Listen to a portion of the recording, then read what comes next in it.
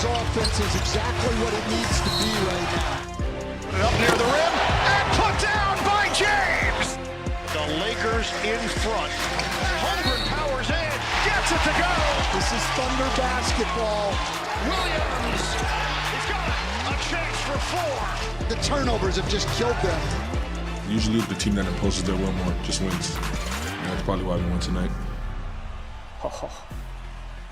Oh no, the Thunder are good and they're cocky. Quentin Richardson is back as promised. We scan the NBA for the best stories. It's time for the QR code. Q, let's start there. The code the Lakers must live by if they have a chance to win Game 3. What is it? No doubt. Obviously, they need another big-time scoring game from A.R. Reeves like that. He came out, led them, and he looked like the Austin Reeves from the season. They could use another game like that for sure. Still need LeBron to be LeBron like he's consistently been. But I look at the others, man. You need big games from Rui, from Luke Kennard, from Marcus Smart. You need them to chip in big ways. And you need Ayton to have some type of presence offensively. He's done better on the boards, but he needs to do something offensively. And lastly, their defense needs to be on point. The doubling, the way that they're having SGA struggle, and he's been okay, but he has not been SGA this series. So you got to take your hat off to JJ and the staff, and actually the players for executing the scheme they came up with. But they got to keep that defense up. But scary to see that the Thunder continue to win when SGA doesn't have to go full Voltron. He only played 28 minutes last game in a Thunder win. All right, the early one today is the Pistons taking on the Cavs. Detroit, they were down, it feels so long ago, 3-1 to Orlando. They've won 5 straight since. In your eyes, Q, what changed?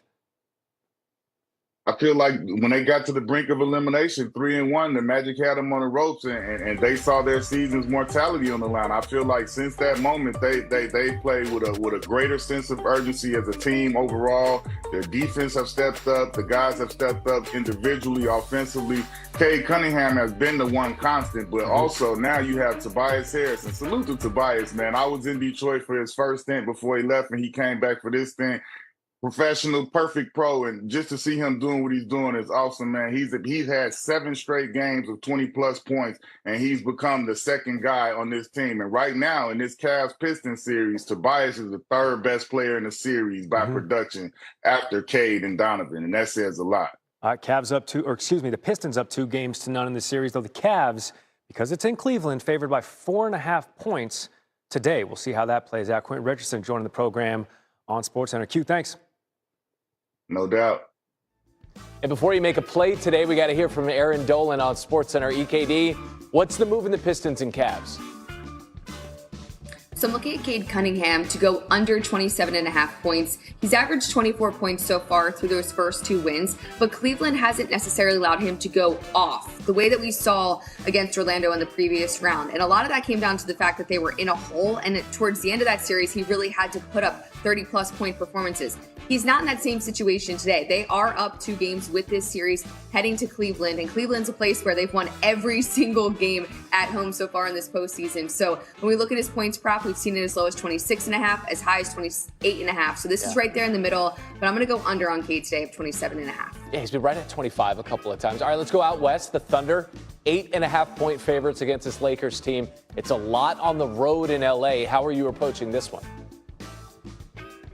It's a big adjustment in terms of the spread, but I would still lay the 8.5 points. I think there's value there. If you look at the last 2 games, I mean, they were laying 15.5 points, 16.5 points, and they won both of those games and also covered the big digit spread. And on top of that, if you just go back to last game, I mean, the Lakers, they pulled it close within that 4th quarter. They were within 5 points, and still OKC won and covered. They are outmatched in every single category. That is the Lakers. But I just think that even though this is at 8.5 on the road, that's one of those spreads that I would lay because OKC is just a way better team.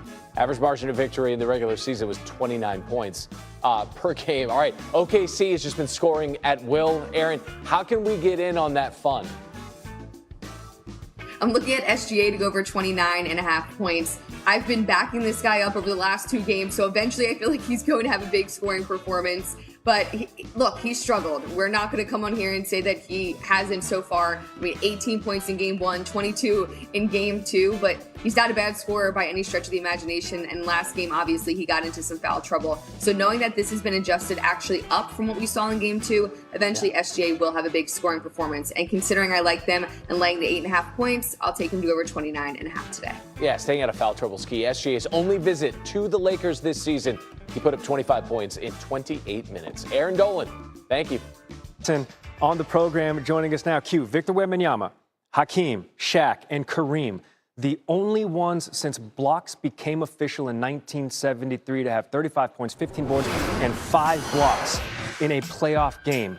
You watch what Wemby is doing, and he's still rounding into form, but you're seeing what he's doing already, and you think what? I think to answer your question, in another year or so, it will be unfair to have Wembanyama on your team. Like what he's becoming so quickly, like we saw him come in, this rail thin kid with so much potential, and we watched him in 1-2 years just take huge, not strides, but leaps every year and getting better with his offensive game, with his defensive game, with his mentality, filling out his body, getting stronger. It's literally nothing he can't do out there on the court. So it's just a matter of time before all things continue to line up and he gets to such a powerful strength that like he's literally running around there like Thanos and nobody can do anything about it. It's funny you mention that because he's still lanky and he's still just a kid. And after last night's win, he said, you know, the Spurs collectively, we haven't even tapped into half of our potential. That is scary. All right, let's go to the Eastern Conference side of things. The Knicks look like they have this series figured out and wrapped up. So we're going to ask the question, what chances are you giving the Knicks of winning the championship this year? Listen, I love the way the Knicks look right now. I feel like this is one of the greatest opportunities for them to get the win. But, like, I definitely feel like this 76ers series is a foregone conclusion. But before I go crown Knicks the kings of the East, and yes, I am once a Knick, always a Knick, it's a team over there in Detroit that's looking pretty damn scary.